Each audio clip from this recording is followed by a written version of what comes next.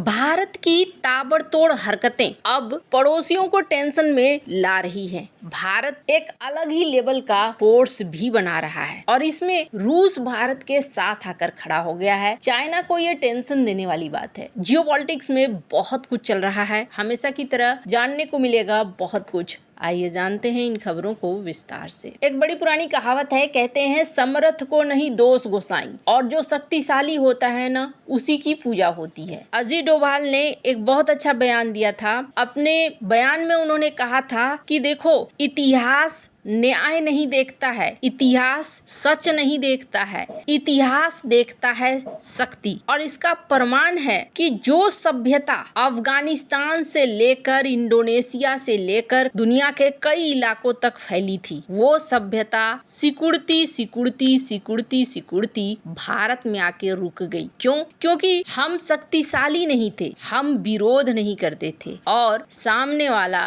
विरोध करता था, जंग के हिसाब से आता था। हम ये सोचते थे कि हम तो न्यायी हैं, हम तो सच्चाई पर चल रहे हैं, लेकिन सिर्फ न्यायी और सच्चाई पर चलने से आपकी सुरक्षा सुनिश्चित नहीं होती है। और आज का भारत ना इस चीज को बहुत अच्छे से समझता है। इसलिए आप देखेंगे भारत किसी से लड़ने को उतारू नहीं है। अगर अमेरिका की बात करें तो ऐसा भी कहा जा रहा है कि कथित तौर पर अमेरिका ने भारत से पूछा था कि अगर ताइवान पर हमला होता है तो तुम क्या करोगे, क्या अपना फ्रंट खोलोगे? ये सवाल डोनाल्ड ट्रंप ने जापान से भी किया था, ऑस्ट्रेलिया से भी किया था, साउथ कोरिया से भी किया था। इन्होंने खुलकर पूछा था, क्वाड के देशों से खास तौर पर पूछा था। भारत का आधिकारिक जवाब क्या आया ये किसी को पता नहीं, लेकिन कुछ मीडिया हाउस ये कहती हैं कि भारत ने कहा कि नहीं जी, हम अपनी सीमा किसी दूसरे युद्ध के लिए नहीं खोलेंगे। अब ये सच है या नहीं ये नहीं पता, पर मीडिया में ये बातें आई। अब इसका मतलब क्या हो गया? इसका मतलब ये हो गया कि भारत किसी के चक्कर में पड़ना नहीं चाहता है। भारत अपना हाल यूक्रेन वाला नहीं करवाना चाहता है कि किसी और की लड़ाई हम लड़े। लेकिन भारत खुद के लिए क्या कर रहा है? कल को चाइना अगर निकल कर आ जाता है तो फिर क्या होगा? अब इसके लिए भारत ने कई झटके देने शुरू कर दिए हैं। सबसे पहली बात तो ये है कि इस झटके में रूस भी अब भारत के साथ आकर खड़ा हुआ है। ये चाइना को हैरान जरूर कर देगा। सबसे पहली बात तो ये कि 3 चीजें हो रही हैं जो भारत एक साथ कर रहा है। पहला, इंडियन आर्मी अपना एक ड्रोन फोर्स बना रही है, एक बेहद खास प्लानिंग के साथ। चीफ ऑफ डिफेंस स्टाफ ने यानी कि अनिल चौहान ने ये कहा कि हमें भविष्य के युद्ध के लिए तैयार होने की जरूरत है। खासकर ऑपरेशन सिंदूर के बाद से देश में सेनाओं के बीच इस तरह की चर्चाएं तेज हुई है, क्योंकि आने वाले जितने भी युद्ध लड़े जाएंगे अब वो परंपरागत नहीं होंगे, आमने सामने की फाइट नहीं होगी। इसी कड़ी में भारत की सेना अब एक पूरी तरीके से समर्पित ड्रोन फोर्स बनाने पर काम कर रही है, जो भविष्य की जरूरतों के हिसाब से अपना काम पूरी तरीके से करे। भारतीय सेना ने एक मजबूत और समर्पित ड्रोन फोर्स बनाने की कोशिशें तेज कर दी है, क्योंकि सेना मान चुकी है कि भविष्य में आने वाले सैन्य संघर्षों में अनमैन्ड एरियल व्हीकल सिस्टम की निर्णायक भूमिका है। ये बात तो साफ है। इसी कड़ी में देश के 19 प्रमुख आर्मी सेंटर में ड्रोन ट्रेनिंग सेंटर भी स्थापित किए जा रहे हैं। ये ट्रेनिंग सेंटर देहरादून स्थित इंडियन मिलिट्री एकेडमी, चेन्नई और गया में ऑफिसर्स ट्रेनिंग एकेडमी, महू में इन्फेंट्री स्कूल और भी कई सारे हैं, जहां पर पूरी तरीके से इसकी तैयारी की जा रही है। हर सैन्य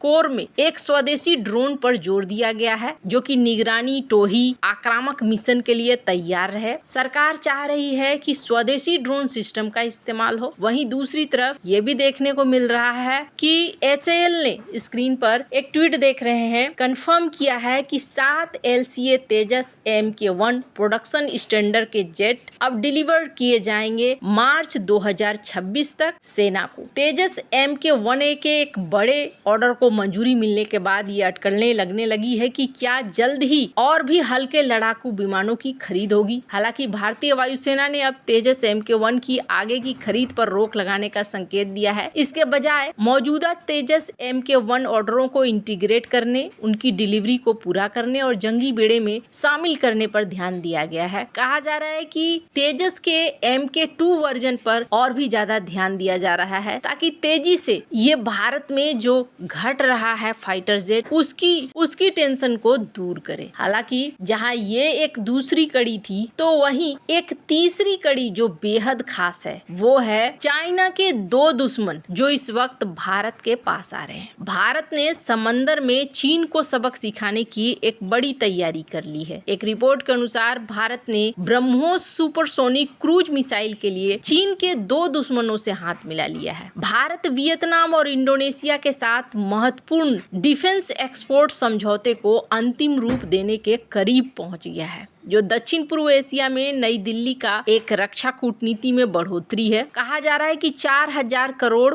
करीब $450 मिलियन से अधिक का ये ब्रह्मोस की बिक्री होगी। अब इस कदम के बाद कहा जा रहा है क्या रूस इसके लिए हामी भरेगा? तो रूस को कोई दिक्कत नहीं है। ब्रह्मोस मिसाइल का विकास भारत और रूस ने संयुक्त रूप से किया है, इसलिए तीसरे देशों के निर्यात के लिए मॉस्को की सहमति अनिवार्य है। रूस ने साफ किया है कि उसे भारत द्वारा वियतनाम या इंडोनेशिया को मिसाइल सिस्टम को बेचने से कोई आपत्ति नहीं है। ये आश्वासन इस महीने के शुरुआत में भारतीय रक्षा मंत्री राजनाथ सिंह उनके रूसी समकक्ष आंद्रेई बेलोसोव के बीच प्रतिनिधिमंडल के लेवल के बैठक में कहा गया है। अब रूस से औपचारिक अनापत्ति प्रमाण पत्र की प्रतीक्षा है, जिसके बाद कॉन्ट्रैक्ट पर औपचारिक रूप से हस्ताक्षर किया जा सकता है। फिलीपींस की तरह वियतनाम और इंडोनेशिया भी दक्षिण चीन सागर में चाइना की बढ़ती उपस्थिति और आक्रामक कार्रवाइयों के कारण लगातार रणनीतिक दबाव का सामना कर रहे हैं। भारत ने जनवरी 2022 में फिलीपींस के साथ 3 ब्रह्मोस के बैटरियों के लिए $375 मिलियन